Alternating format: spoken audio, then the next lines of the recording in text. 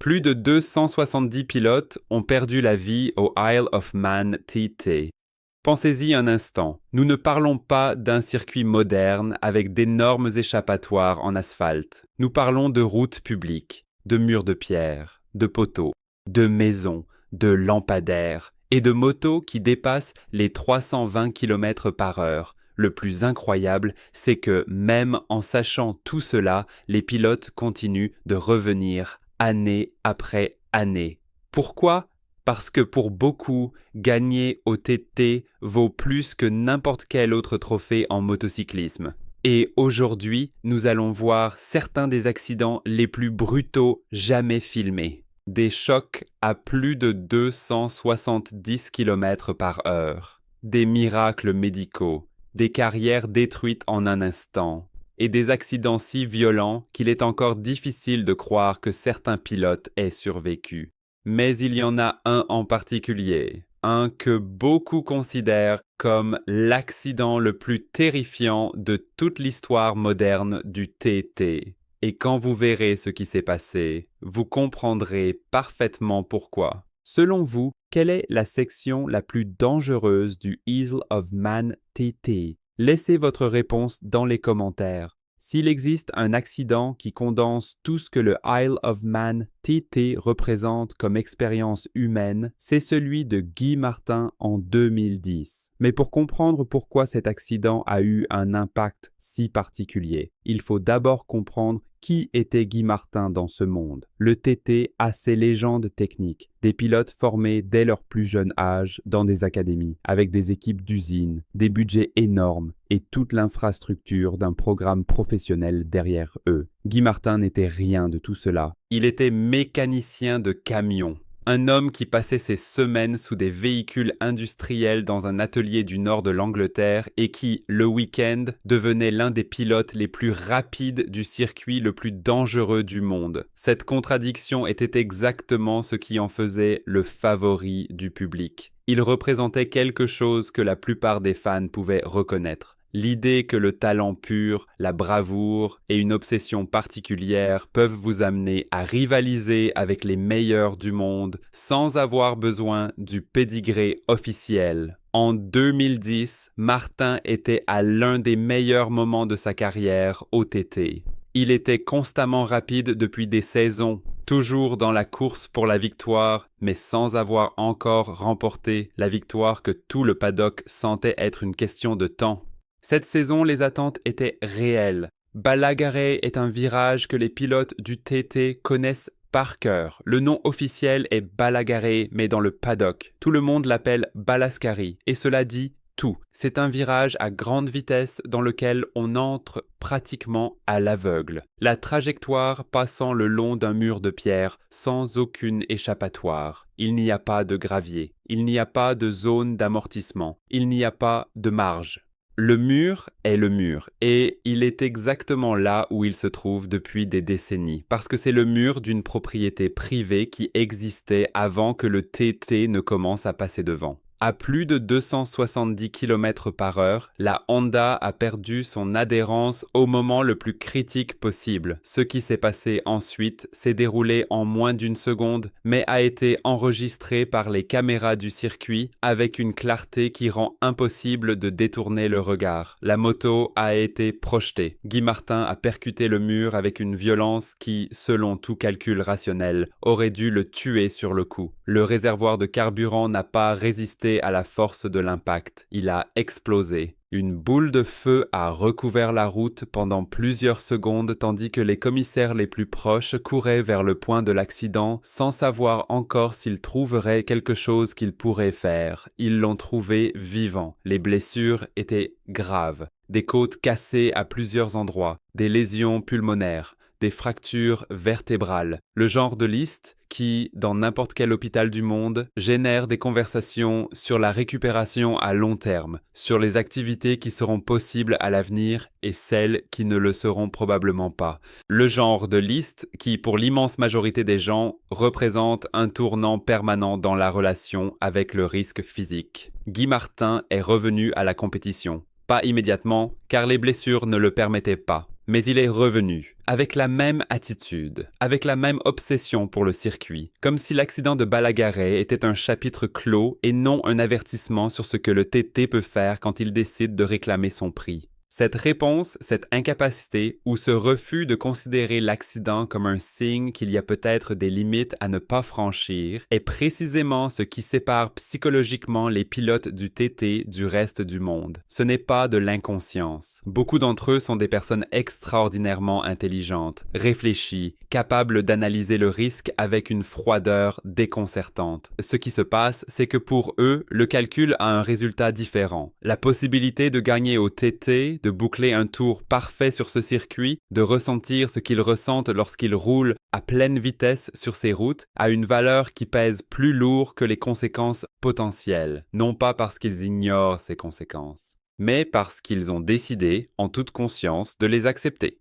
L'accident de Guy Martin à Balagaray est le document le plus clair de cette psychologie. Et c'est aussi, d'une certaine manière, le symbole le plus honnête de ce qu'est le TT. Quelques jours après l'accident de Guy Martin à Balagaray, le Isle of Man TT a produit un autre moment qui, encore aujourd'hui, lorsque les vétérans du circuit parlent des accidents qui les ont le plus marqués, revient systématiquement dans la conversation. Conor Cummins était en 2010 l'un des grands espoirs de la course sur route sur l'île. Né sur l'île de Man même, il avait grandi en regardant le TT depuis les bas-côtés, avait commencé à concourir jeune et s'était forgé une réputation de pilote intelligent, techniquement précis et extraordinairement rapide sur un circuit qu'il connaissait mieux que la plupart parce qu'il y avait littéralement grandi. Ce type de familiarité a une valeur énorme au TT. Connaître par cœur chaque changement de pente, chaque zone où le vent agit différemment, chaque point où l'asphalte change de texture, est un avantage qui ne peut s'acheter avec de l'argent ni s'acquérir en quelques saisons. Cette année-là, Cummins attaquait le Snaefell Mountain Course avec une vitesse qui le plaçait parmi les candidats sérieux aux places d'honneur. La section de véranda, située dans la partie haute du parcours où la route atteint la zone montagneuse de l'île, est l'un de ces endroits où le TT se montre dans son expression la plus pure et la plus brutale.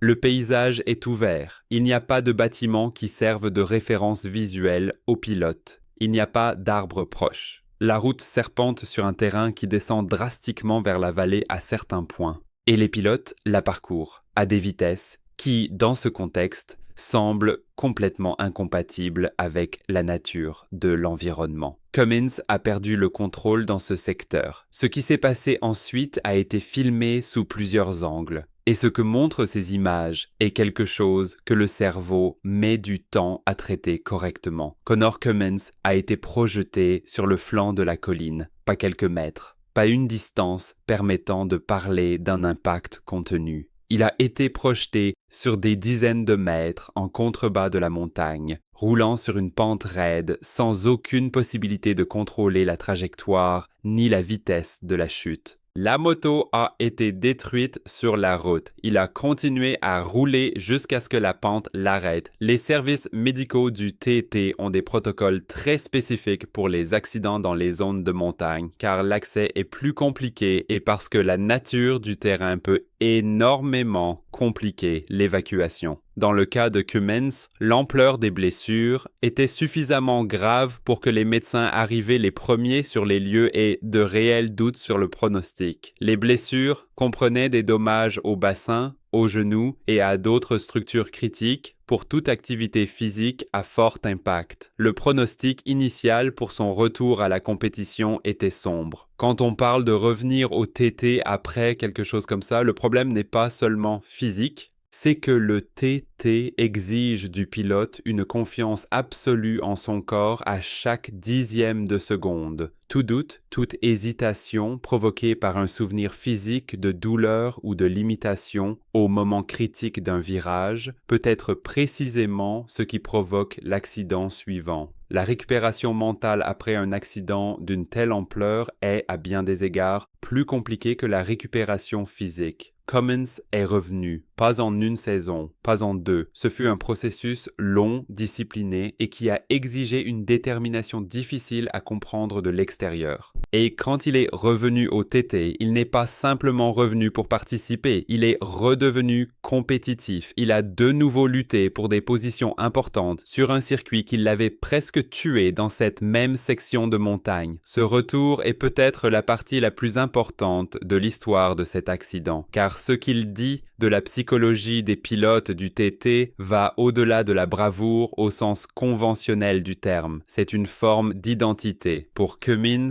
comme pour Martin, comme pour tant d'autres pilotes de ce circuit, cesser de concourir au TT aurait signifié cesser d'être qui ils sont. Et cela, pour eux, a un coût plus élevé que tout risque physique que le circuit pourrait présenter. Dans l'histoire du Isle of Man TT, il existe une catégorie non officielle d'accidents que les pilotes eux-mêmes et les vétérans du paddock décrivent comme des miracles. Non pas au sens surnaturel du terme, mais dans le sens où la physique de ce qui s'est passé et les conséquences réelles ne semblent pas compatibles avec un calcul rationnel des probabilités. L'accident de Richard Quayle, connu dans le paddock sous le nom de Milky, appartient définitivement à cette catégorie. Quayle était un compétiteur du TT avec des années d'expérience sur le circuit. Bishop Court est une section du parcours qui combine vitesse et une absence de marge d'erreur caractéristique du TT dans ses tronçons les plus engagés. La route est flanquée de murs et de talus qui ne laissent aucun espace pour que l'erreur se dissipe progressivement. Quand quelque chose tourne mal là-bas, la conséquence arrive immédiatement et sans atténuation. Quayle roulait à environ 220 km/h lorsqu'il a commis une erreur qui, en termes absolus, était minime. Il a légèrement touché le talus intérieur. Sur un circuit conventionnel, avec des échappatoires en asphalte ou en gravier, ce contact aurait généré un moment d'instabilité qu'un pilote de son expérience aurait pu gérer. Au TT, cette possibilité n'existe pas. Le contact avec le tal